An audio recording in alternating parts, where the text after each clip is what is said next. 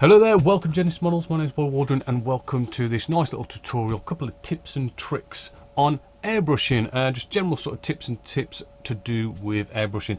First we'll start off with a bit of tips to do with our needle.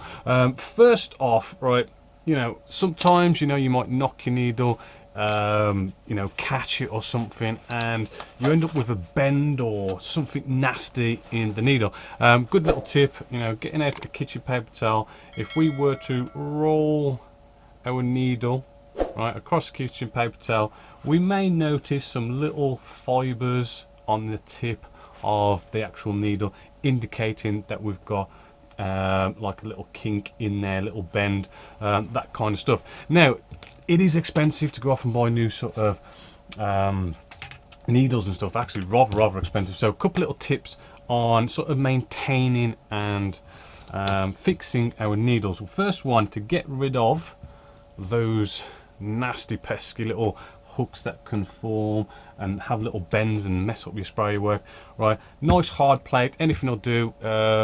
Tiles, this is a photo etch cutting mat just here, and a metal ruler like so. Now what we're going to do now, when we actually sort of get the bends out of the tip of our needle, what we don't want to be doing is rolling like so, where you see that the needle at the back here is flat, right? Because it comes to a point, right? What we need to do is actually bring our ruler right up to the tip and just go like a mil or two over. Then what we want to do is apply pressure at the front.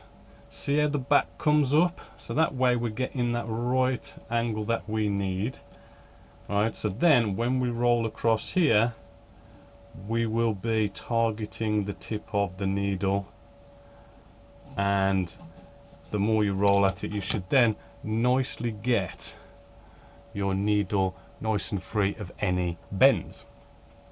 Also, nice little tip, right? Really cool tool just here, Sharpen Air, right? I do believe I've done a product review on this.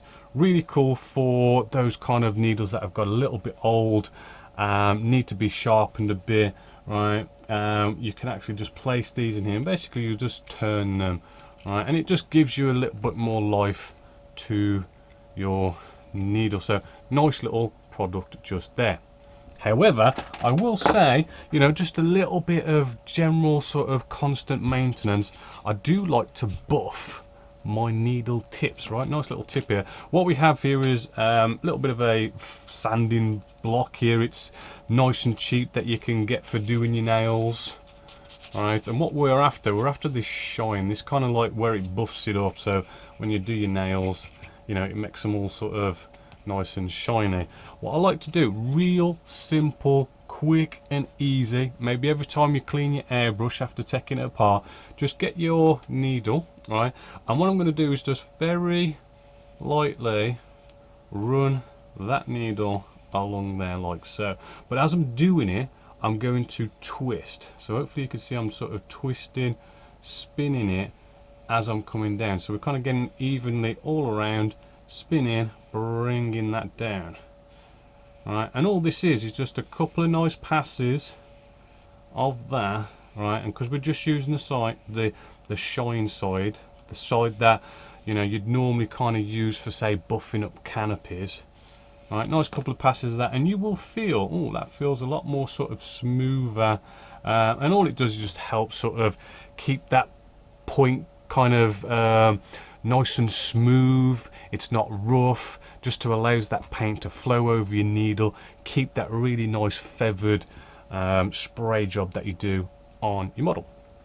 Another little tip I like to do, and that is when it comes to all your connectors, right? If I just take this off, right, it's hissing a bit of hair, but you'll see that we have Teflon tape just inside there. So all my little connectors, I'll just wrap a bit of Teflon tape around, and it just helps to seal everything in, so you've got no air leaks and you're losing air. Just kind of just helps sort of maintain your compressor and give it a bit more life, and you haven't got hissing everywhere and the compressor's constantly coming on. Nice little bit of Teflon tape, nice and easy. Don't really have to do it again once you've done it once. Now, probably the most common problem you're probably going to have with your airbrush is all sorts of spluttering, and you know, the paint's not coming out right.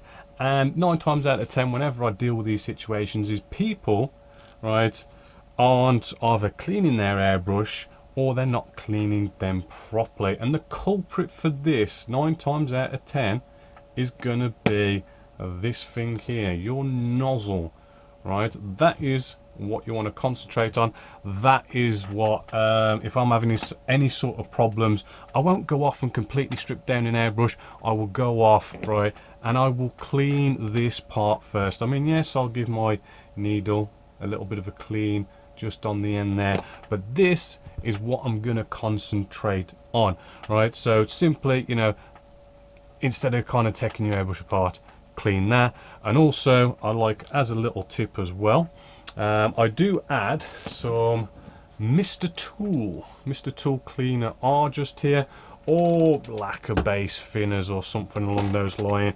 I'll put it in a little Tamiya pot. Make sure you take your little Teflon off just here. You don't want to leave that on. And all I do is drop that in there, leave that to soak overnight, and when I come back to using my airbrush the next time, I will simply, you know, give it a clean. It just gets rid of all the muck, because that is one of the parts you want to make sure is clean at all time. That's going to give you main problems. Another one as well is homebrew thinners, right? I have done a tutorial on this. Go check it out, how to make your own thinners, acrylic based thinners. Pretty much thins down all paints, does a really nice job, makes it really nice and cheap. It is basically 1 part IPA to 2 parts water. Really kind of simple. When it comes to airbrushing, you know, when it comes to sort of also, you know, cleaning, say, your airbrush, you're doing a quick color change, right? Instead of like coming along, because I do highly recommend airbrush cleaner by Vallejo. I think it's probably one of the best ones out there for cleaning your airbrush, right? Don't use this stuff's expensive, right? Your homebrew thinners, really nice and cheap. I always, you know, try and just start off first, kind of swill out of your color cup, right? Get rid of most of the muck with your nice cheap thinners. After you've had that kind of quick clean on, you know what, yeah, go to, you know, the really nice Vallejo airbrush cleaner to sort of finish it off. You know, just get that thinners out, just to, you know, the homebrew, just to kind of get most of it out. And as I say, there's that tutorial, go check it out, how to make it. Loads of people have done it, and it does save you a lot of money, and you can use it for the way more other stuff as well. Right, I'll leave you with one last little tip. Whenever buying a compressor, always make sure it has a tank. You never want to buy one without one. It just increases your durability way more by having a tank. You'll probably burn out a compressor pretty quickly without one. So sadly, that is it for our quick tips and tricks on airbrushing. If you have any more, or you want to sort of let me know a couple, let me know. And you never know, we might do a part 2 of tips and tricks in airbrushing. Other than that, hopefully you've enjoyed. So as always, until next time, my name's Will Waldron, this is Genesis Models, and I'll catch you later.